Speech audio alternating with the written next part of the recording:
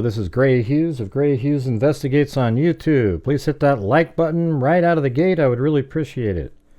Today's video is regarding an article that was in Daily Mail by an individual who claims that they're sort of an insider and have all this inside knowledge about the Idaho 4 murder case, and came up with their theory on the case, which isn't, different than almost everybody else who has been following the case. The only problem is there's a lot of errors in the document itself, so you kind of wonder, how much of an insider this person is. Maybe they're not really concerned about the factual elements of the case, just more the, talking to different people and trying to figure out what's going on. But we'll take a look at it.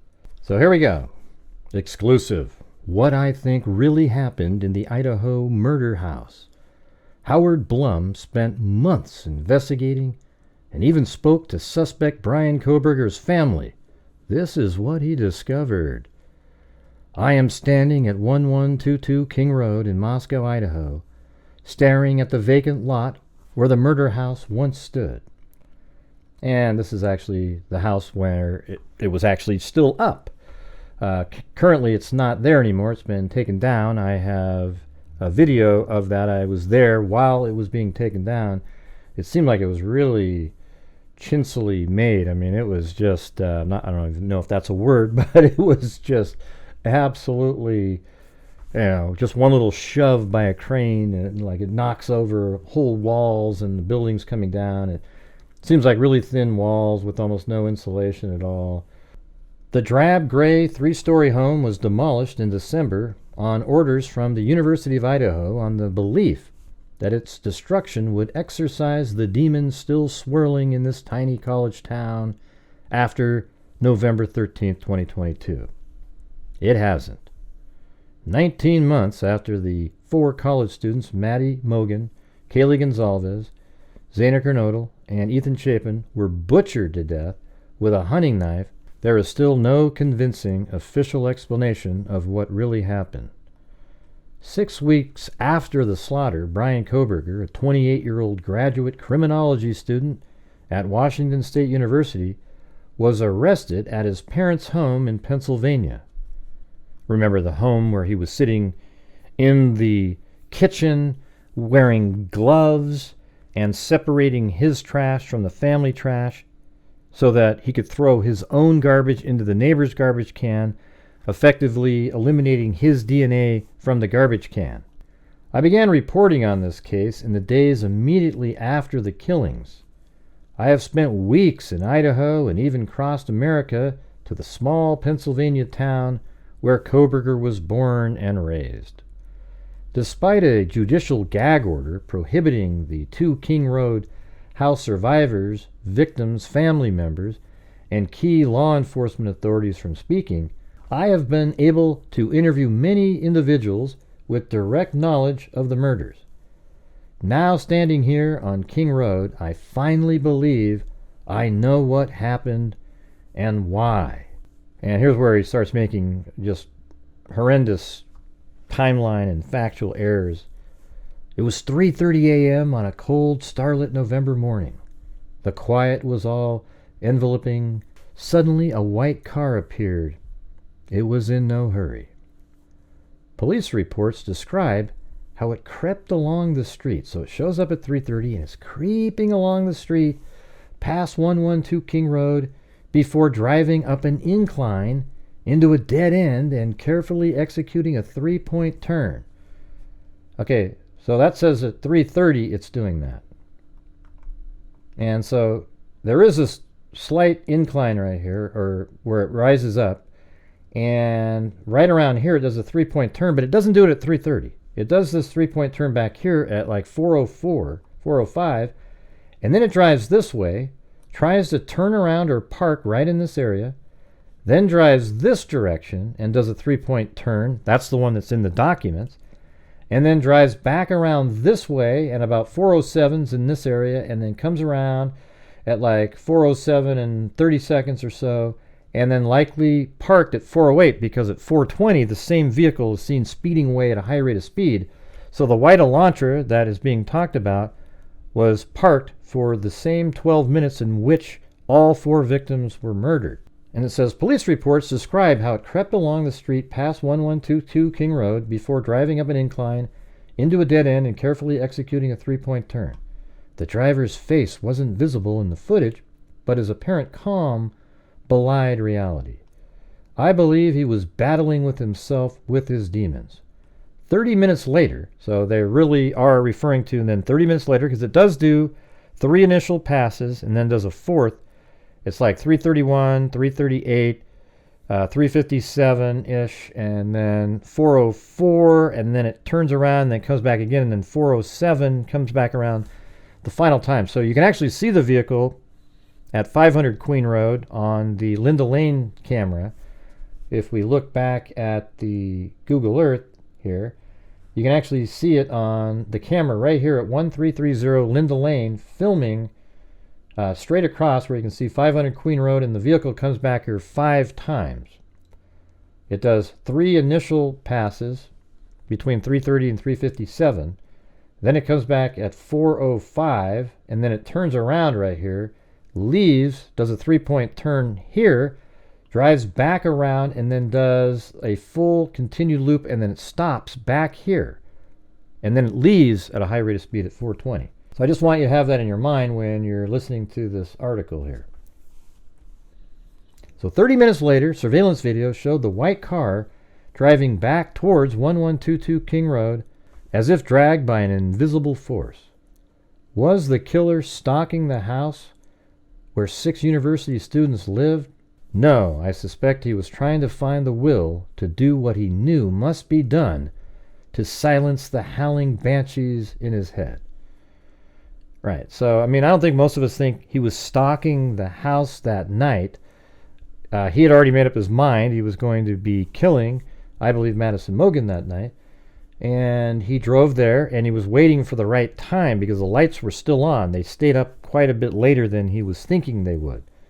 So he waited for Madison Mogen's light to turn off, then likely left on that last drive at 357. He sees the lights off, then he left and came back, and the lights were still off, and that gave him time to go to sleep, and then he made his move. It was go time, as I say.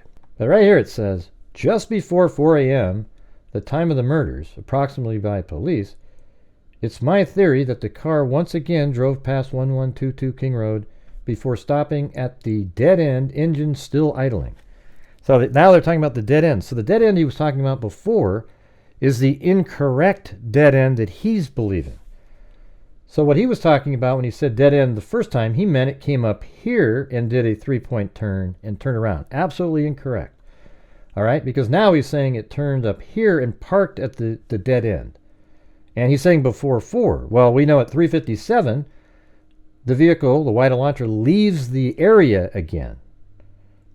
It doesn't park the car at that time. It comes back at 405 and comes back here, and then again, like I just said, at 407 and 30 seconds or so, it's back here, and then likely parks at 408. So you see how this isn't correct? If you're somebody that follows the case and are aware of, and especially if you're somebody on my channel, you'd see these mistakes almost immediately as you're reading it. It's my theory that the car once again drove past 1122 King Road before stopping at the dead end, engine still idling. There's no evidence that the engine was still idling. Maybe it was. Bryan Kohberger, I believe, then made his way down the dirt incline, mindful of the thin coating of frost on the ground. And yes, there is a little steep incline right back at that dead end area back there, where he likely went down and went through the kitchen, as we all have said. In his gloved hand, I imagine him gripping a leather sheath that holds a K-bar knife with its 7-inch steel blade. The students in 1122 King Road rarely lock the sliding glass door to their kitchen. November 13th, 2022 was reportedly no exception. The panel would have effortlessly glided open. Kohberger could have easily, almost silently stepped inside. Once in the kitchen, it is my understanding that he proceeded up a narrow staircase to the 3rd floor where the first killings occurred. And it is this fact that suggests to me that these murders weren't aimless, that there was intent, If Kohberger were driven only by a blind animalistic urge to kill, he would have first burst into either of the adjacent second-floor bedrooms where survivor Dylan Mortensen and victims Xana Kernodle and Eathan Chapin slept. I wouldn't really say that they're adjacent, okay? If you look at the map here, you go up here, and right through the wall here is Dylan Mortensen's room. And then if you go down the hallway here, this is Xana Kernodle's room. So they're not right next to each other. They're down the hall. I mean, inside the house, I guess it's not incredibly far away. But, you know, it's just sort of a lack of sort of understanding of the layout. But he didn't. Kohberger had a plan, and I believe it was to target Madison Mogen, and her alone. Kohberger most likely first crossed paths with Mogen at the Mad Greek restaurant on Main Street in Moscow. Now, I don't know how you would actually know that to say the word likely. You could say it's possible. The restaurant was the only one in town to serve the sort of vegan dishes that Kohberger's relatives told me he preferred. It was also where Mogen worked as a waitress. Well, there's many restaurants that serve vegan dishes at their restaurant. And it is true that Mogen did work there as a waitress. Did they talk? Did he ask her out? The prosecution and the defense have agreed that there's no evidence of any interaction either in person or on social media. So, knowing this, how do you say it's likely up there? But I believe that wouldn't have been necessary for Kohberger to become infatuated with 21-year-old Mogen's pretty face, long blonde hair, and sparkling personality. Obsessions came easily to him. He was, after all, a recovering heroin addict. After getting clean after a stint in rehab in 2013, he turned his body into a temple with a strict schedule of physical exercise and vegan eating. He also exhibited compulsion when it came to his studies. Once he made up his mind to pursue forensic psychology, he was determined to get the doctorate and prove to teachers and classmates alike that he was the smartest person in the room. Smart enough, perhaps, to get away with murder. After this initial encounter at the Mad Greek, now it's saying that it happened, you know, that they had an initial encounter at the Mad Greek where there's no evidence that we're aware of that says that. I suspect that Kohberger continued to follow Mogen, and at some point, obsession turned into murderous intent. But, you know, obviously it is possible, but to say that, you know, just refer to it as something that happened, even though you yourself said above that law enforcement and the defense team agree that there's no evidence that they had a connection of any kind. Then, whenever 1122 King Road hosted a party, as they often did, he may have been watching from the shadows. Yeah, maybe.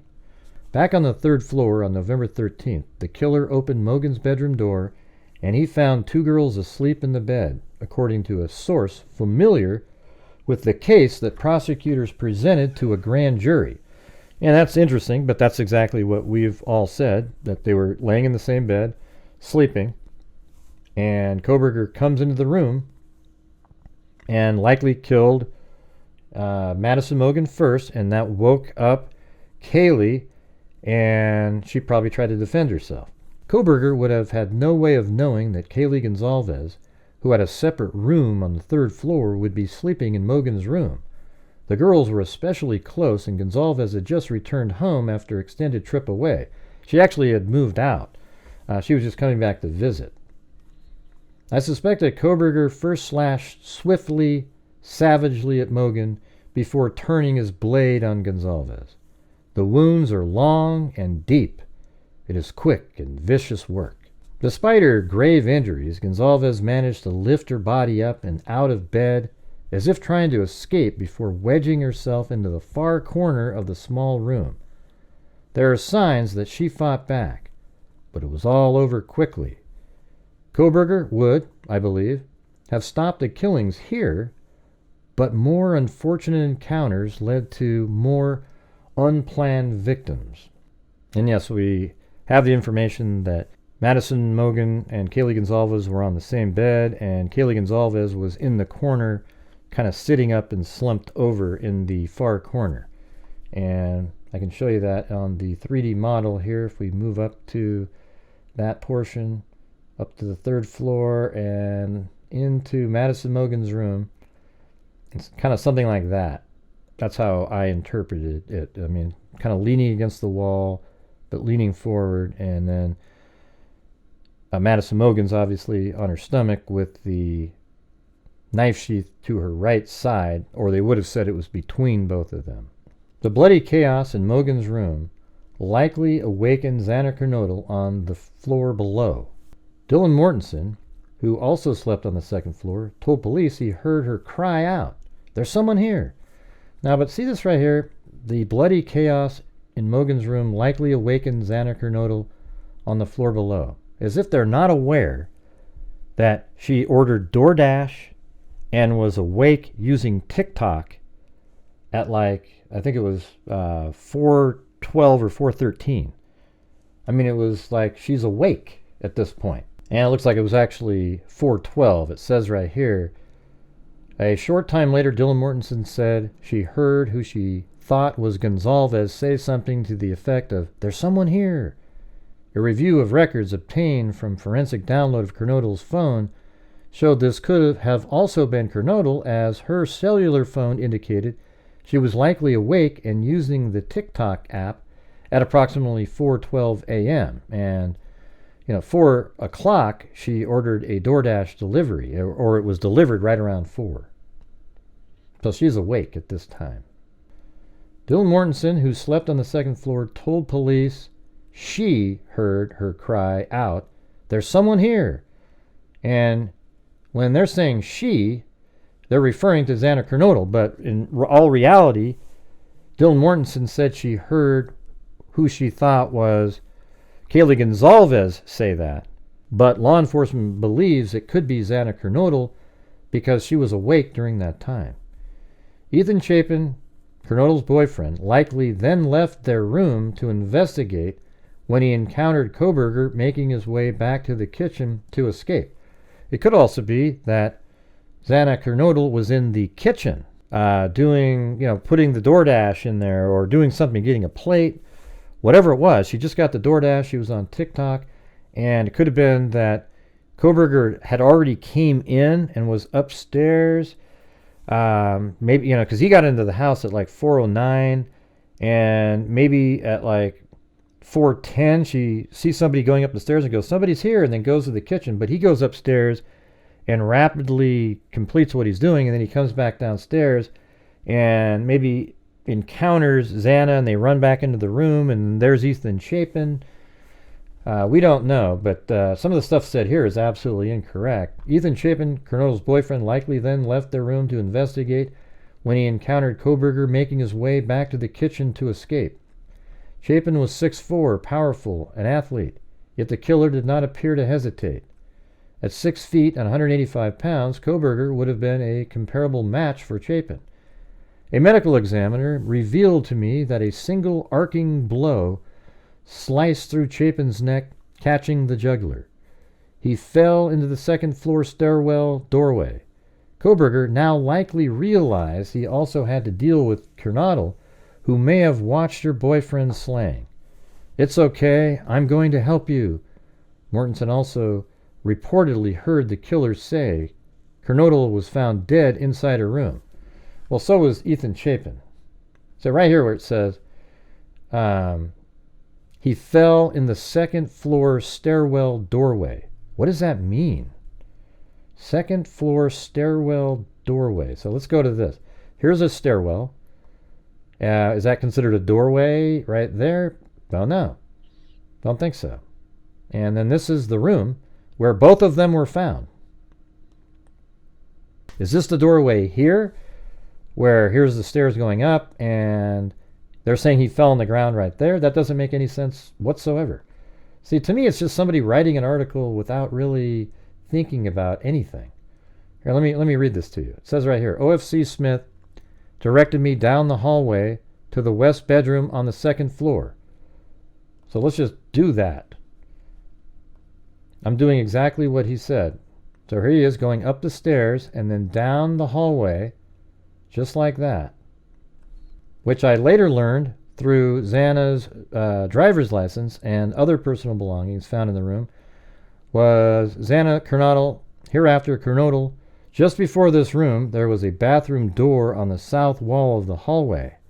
As I approached the room, I could see a body, later identified as Kernodle, laying on the floor. Kernodle was deceased with wounds which appeared to have been caused by an edged weapon. Now here we go. Also in the room was a male, later identified as Eathan Chapin, also in the room.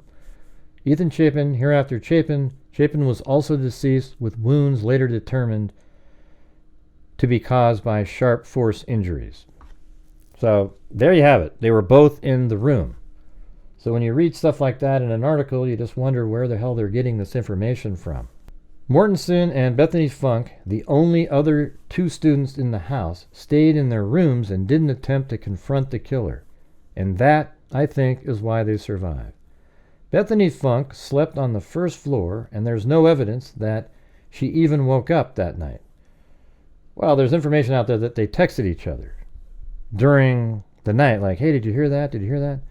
But Dylan Mortensen told investigators that she woke up around 4 a.m. and peeked outside her second-floor bedroom 3 times.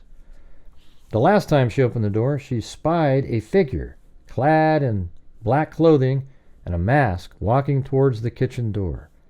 Mortensen, traumatized and too afraid to do anything for hours, said she then went back to sleep and stayed in her room until 11 a.m. the next day before calling a friend who arrived to find the bloody scene and finally called police. The only reasonable explanation to me for why Mortensen is alive today is one that she and Kohberger were in parallel states of shock. Both were locked so tight in their own private worlds, a young girl's terror, a killer's mania, that they couldn't think clearly.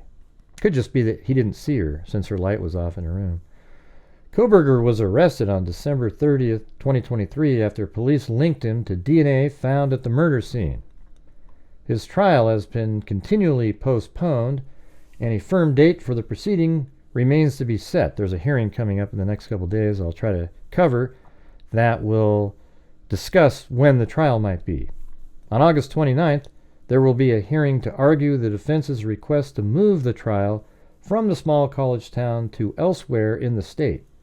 Kohberger's lawyers argue that an impartial jury cannot be found in a small town rocked by such a gruesome crime. If that request is granted, the trial may not take place for another year. So while this guy came up with a theory, it's kind of basic, right? I mean, we all have theorized similar things and came up with even more creative and better descriptions using the elements of the case to guide you in your speculation. That's what I always try to do here. You fill the box with facts, then you think outside of that box that has the facts in it. That way your speculation is going to be a hell of a lot more accurate. So I was a little bit disappointed by the article. I thought he made a lot of glaring, ridiculous errors that shouldn't be made. But, it's an article nevertheless. And so tell me what you think in the comment section and let me know what you thought.